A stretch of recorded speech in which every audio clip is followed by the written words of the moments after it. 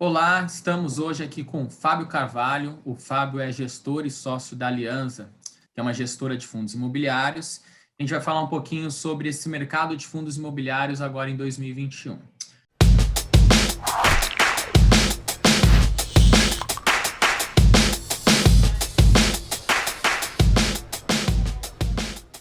Fábio, vamos começar pelo mais importante. Ainda estamos no primeiro trimestre do ano e acho que todo investidor quer saber é o seguinte: o que esperar do ano de 2021 para os fundos imobiliários? Qual é a sua visão para esse ano? Olá, vamos lá. A pergunta é simples, mas a resposta não é. Então, vamos, vamos começar pelo começo. Acho que, primeiro, a gente diz que investimentos, né, a grande segredo é avaliar corretamente os riscos e incertezas envolvidos, né, mitigação de risco, tudo aquilo. E é verdade, na prática, investimentos é uma função de tirando camadas de incerteza, que a gente chama, né? Quanto menos incerteza no cenário, mais o valor dos ativos, vamos dizer, e quanto mais incertezas, menor o valor dos ativos, ou mais arriscados eles são percebidos, vamos dizer assim.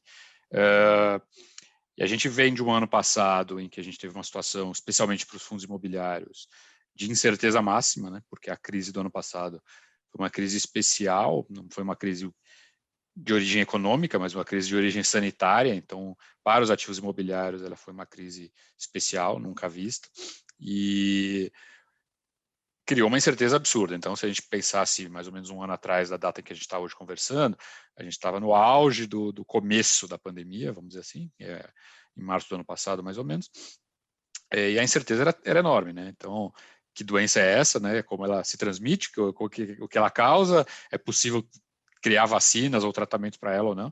A incerteza era enorme e deu-se um pânico no mercado, o valor dos ativos despencou, você viu quedas de preço de ativos até de ordem de 50% em poucos dias, uma coisa extremamente forte. E foi a primeira grande crise que o mercado de fundos imobiliários passou, desse tipo. A gente teve um período entre 2014 e 2016, 2017, período difícil, já com um volume razoável de fundos imobiliários no mercado, mas um tipo de crise diferente, um período de economia ruim, mas ao longo de anos, nada agudo, né? Não é essa crise do circuit breaker, daquele pânico, tá? Isso foi a primeira vez que a gente viu no mercado, e com o mercado de fundos imobiliários desenvolvido, maior como ele é hoje, foi a primeira vez que a gente viu uma crise forte, aguda, pegando os fundos imobiliários, e especificamente uma crise sanitária, que então afetou os imóveis de forma mais específica, né, especial. Então foi um ano muito especial, ano passado.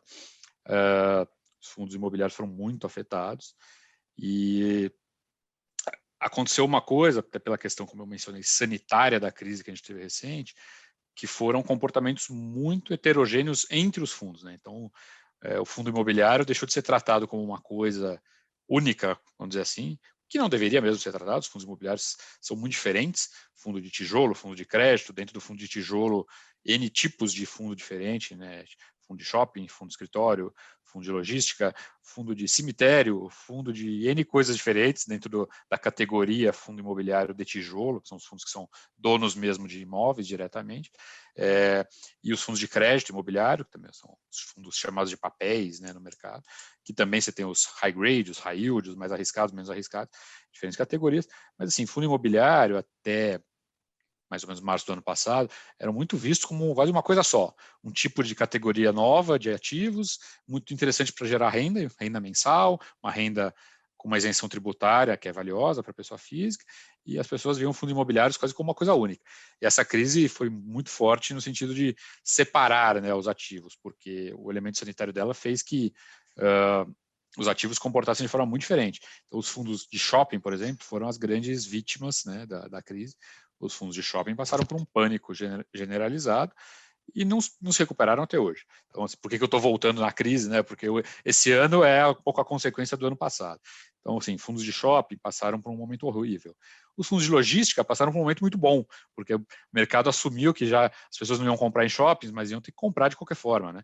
Então, esses produtos iam vir direto dos galpões, dos armazéns de logística para o consumidor final, e a demanda por espaço de armazenagem, por espaço de logística, ia crescer ainda mais forte do que já vinha crescendo, o que aconteceu mesmo. Então, os fundos de logística passaram e ainda passam de alguma forma por uma fase de ouro aí, de super demanda, de ofertas de fundos de logística vão super bem, novas ofertas, novos fundos de logística, e os preços das cotas dos existentes indo super bem. E no outro extremo, os fundos de shopping, um pânico total, a famosa terra arrasada, né? Por muito tempo ninguém queria encostar neles, e tiveram um ano passado terrível.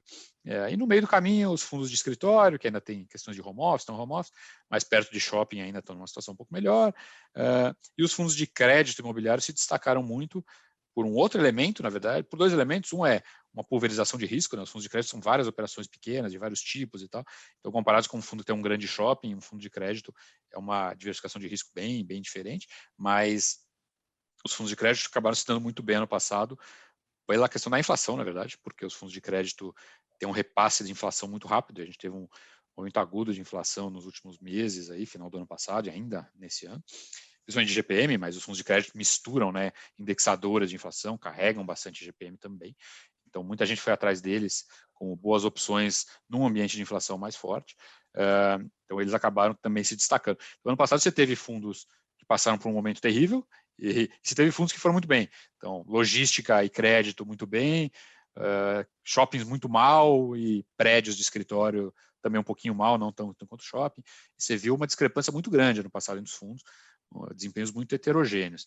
E isso fez a gente entrar nesse ano numa situação peculiar, digamos assim, de ter fundos que parecem muito caros e outros que parecem muito baratos. Você tem um momento de mercado em que, no mercado de ações, a gente chamaria de stock picking, que é a seleção dos ativos, é mais importante hoje do que em outros momentos, porque você tem um mercado muito heterogêneo, você tem um índice, né, o IFIX, que ano passado caiu bastante, depois se recuperou relativamente bem, mas está mais ou menos de lado, mas o IFIX andando mais ou menos de lado, não exprime bem o mercado dos últimos tempos. O mercado dos últimos tempos foi um mercado em que alguns fundos foram muito bem e alguns fundos muito mal. A média ficou meio de lado, mas não quer dizer que o preço dos fundos está de lado, não. Na verdade, você tem muitos fundos, na minha visão, até super valorizados, por exemplo, esses de crédito que se aproveitaram bem dessa alta do IGPM, e alguns fundos extremamente subvalorizados, como esses que apanharam muito pela questão sanitária, principalmente os shoppings, e em alguma medida os fundos de escritório.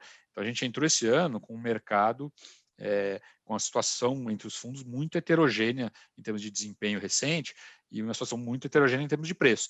Então, assim, a gente em investimento sempre tenta falar uma coisa muito importante, duas coisas na prática, que uma é não fazer investimento olhando para o retrovisor, quer dizer, o que aconteceu no passado não deveria ser motivador da decisão que você vai tomar para investimentos hoje, né? O investimento de hoje, ele vai coletar o que vem de hoje pela frente e não o que aconteceu no passado. Então, acho que hoje é um momento em que essa máxima relativamente conhecida dos investimentos, mas que muitas vezes o pessoal não segue, é especialmente mais valiosa, porque realmente você precisa olhar para frente, né? E o que eu estou comprando hoje, como isso vai desempenhar para frente, e não como isso desempenhou recentemente, porque o desempenho recente foi muito heterogêneo, e hoje o que desempenhou bem no passado começa a parecer caro, excessivamente aquecido e até eufórico em alguns fundos, eu diria, de crédito e tal, e o que desempenhou mal no passado recente, pela questão da pandemia, parece barato, parece interessante como investimentos pensando no médio prazo daqui para frente. Então, precisa tomar muito cuidado que o IFIX, ou o índice dos FIIs, ele diz muito pouco o comportamento dele em relação ao que aconteceu nos últimos tempos. Você teve esses comportamentos muito heterogêneos entre os fundos.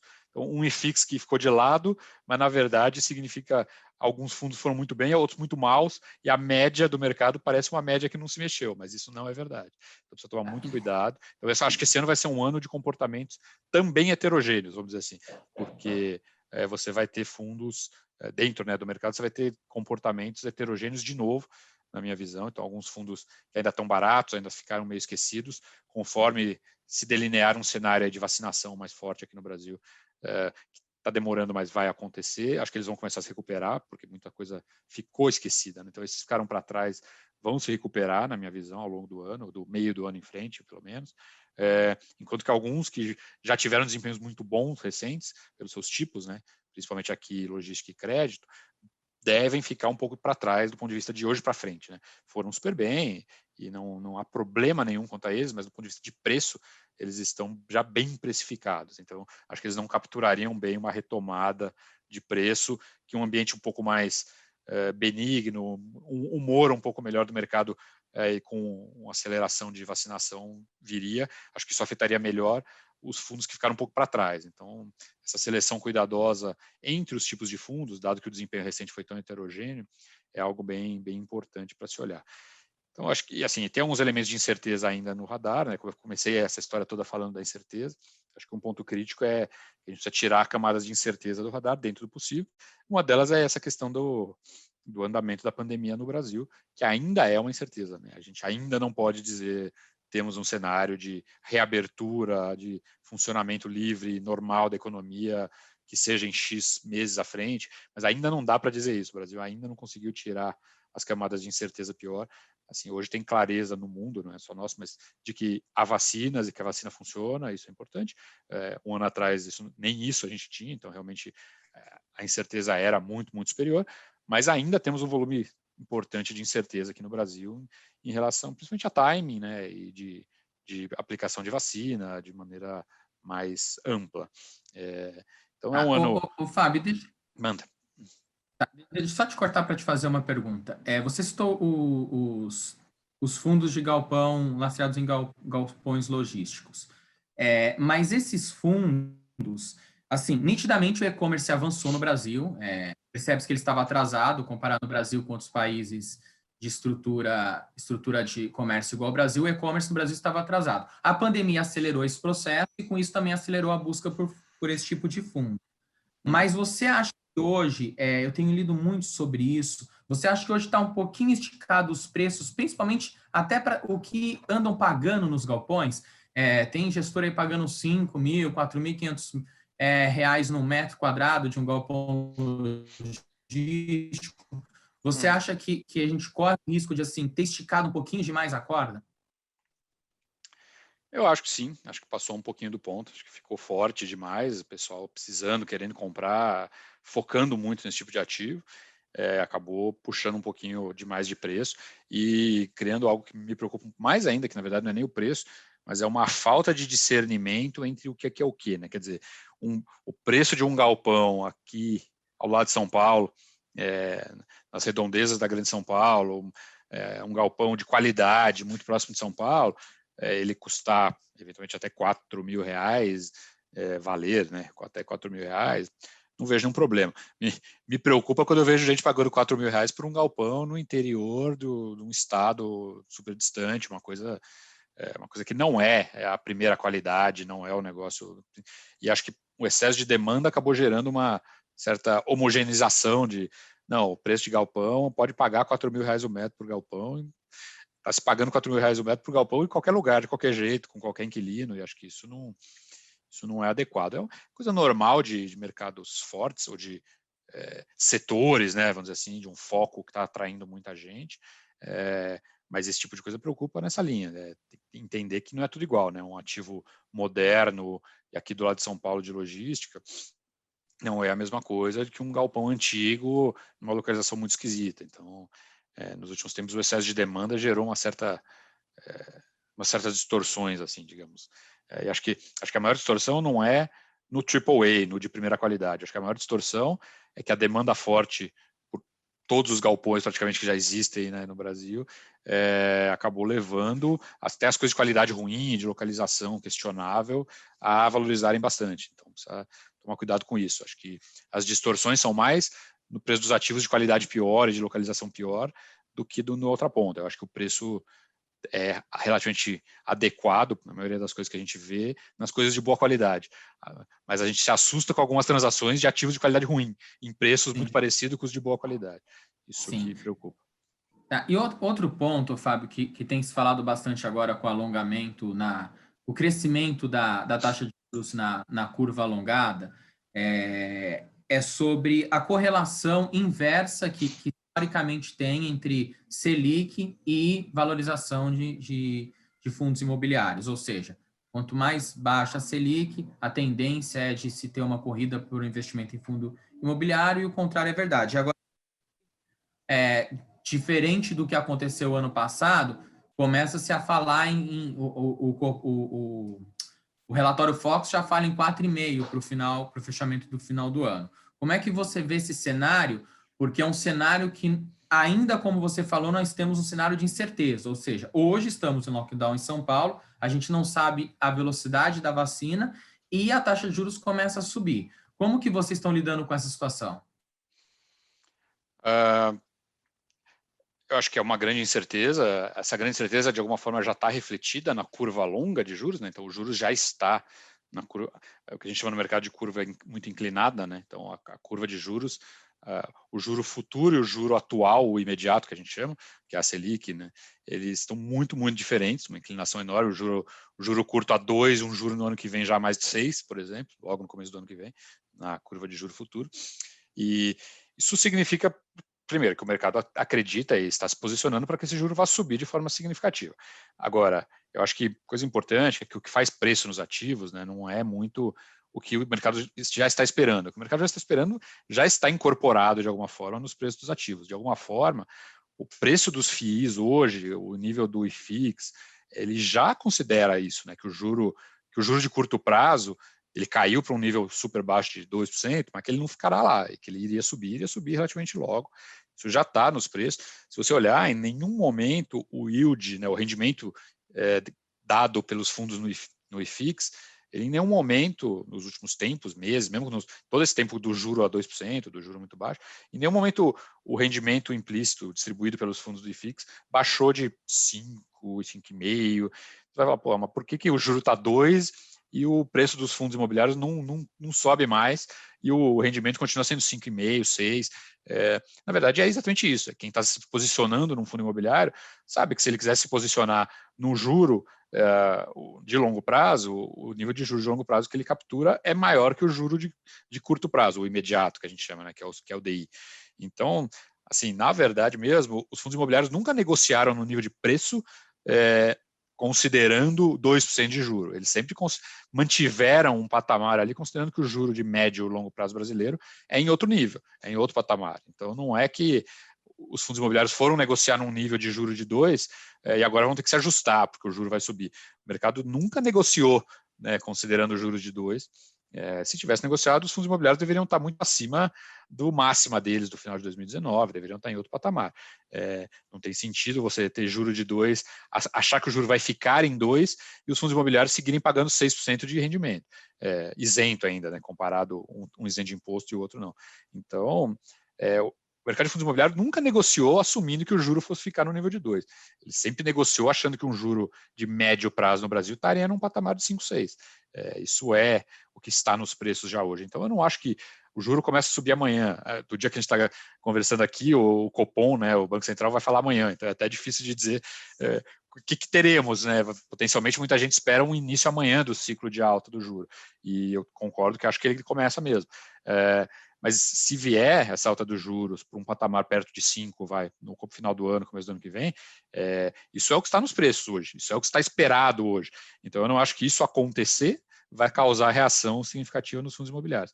Eu acho que o que mais causa reação nos fundos imobiliários é a incerteza do final das quarentenas, lockdown parcial, como queiram chamar, e a situação de recuperação da economia, porque você precisa enxergar um horizonte em que os ativos imobiliários, os escritórios, os shoppings, as lojas, o varejo, vão começar a ser utilizados novamente, né, que vão abrir, vão começar a funcionar, as empresas vão começar a faturar de novo.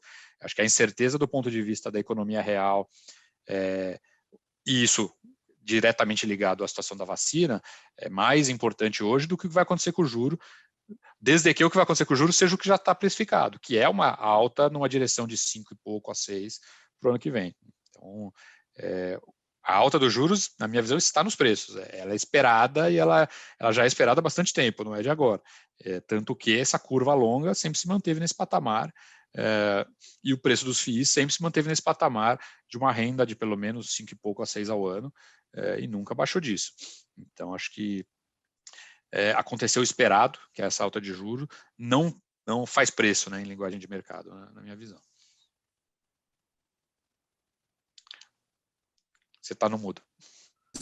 Um bom resumo dessa nossa conversa é: os fundos imobiliários já estão precificando essa alta e continuam sendo bons investimentos porque pagam ali o dividend yield sem o imposto de renda, enfim.